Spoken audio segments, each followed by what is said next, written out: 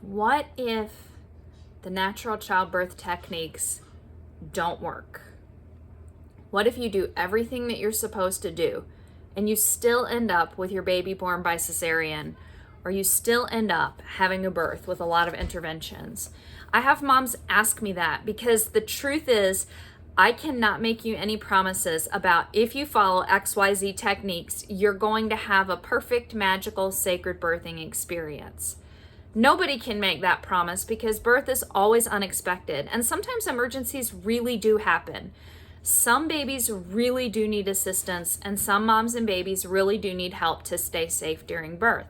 That's just part of the reality. It's just like in life. Sometimes people need medical help for various reasons. What's true in life is true in birth. So what if you wonder, is it even worth it?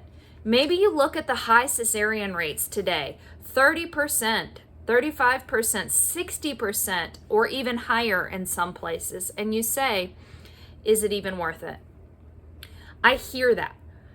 What I will share with you is that a mom who is prepared usually has a better birth experience, even if she needs interventions.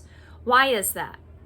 Ultimately, we are not geese. We are human beings, and when our babies are born, even if things are difficult, even if you feel like that golden hour was interrupted, even if the first few months feel like emotional ups and downs because a lot went on with interruption and bonding with your baby, even if those things happen, as human beings, we're resilient and we can rebuild and we can heal and you can have a strong and beautiful bond with your baby.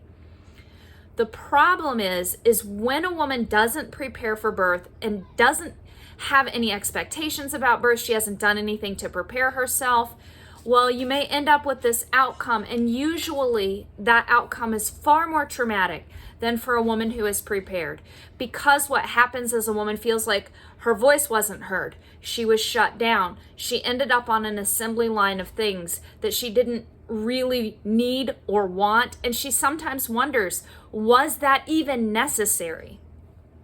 A mom who is well prepared and who has done the things that I teach, where she's started using her voice early and often, dialogued with her care provider, she's learned practical techniques, she knows when to go to the hospital or when to call the midwife, she understands different ways her birthing time can begin, she knows what to do to keep her labor moving and to keep birthing time going smoothly.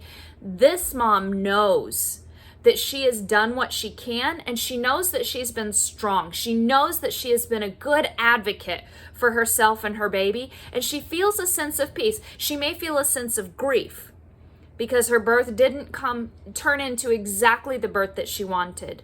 But she also feels a sense of peace because she knows that she stood up, that she advocated, that she made choices, that she worked together as a colleague with her care provider, that they talked, they consulted together. The care provider may have recommended an intervention, and she feels like that was a good recommendation. Not that she was bullied, not that she was silenced, not that she was simply part of an assembly line that moved her along and didn't really care about her as a human being.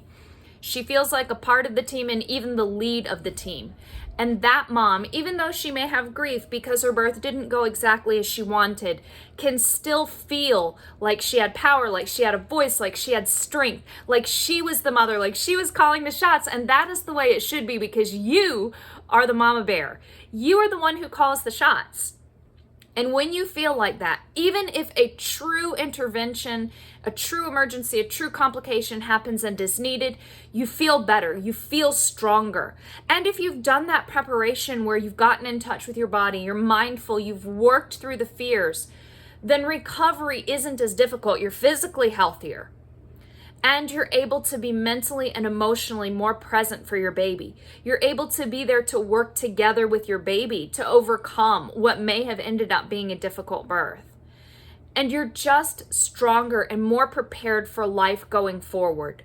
You may need to heal, but you already understand because you spent your entire pregnancy working on creating that space where you honor yourself and your baby and your relationship with your baby and that sacred space. And even if the birth doesn't go perfectly, you can still create that sacred space. You and your baby can find healing and move forward in the strength and the wisdom that that experience brought to you together, because the experience will come as a teacher, maybe not ideal, but still as a teacher, and you'll be more open, you'll feel stronger, and you'll feel like you were heard through that experience, so that you and your baby go forward with a strong bond and with more compassion to serve your baby, your family, and others throughout life.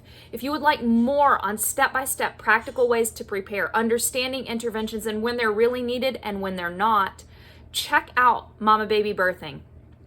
It's MAMA babybirthing.com. I would love to support you in this and walk you through preparing for your baby's birth.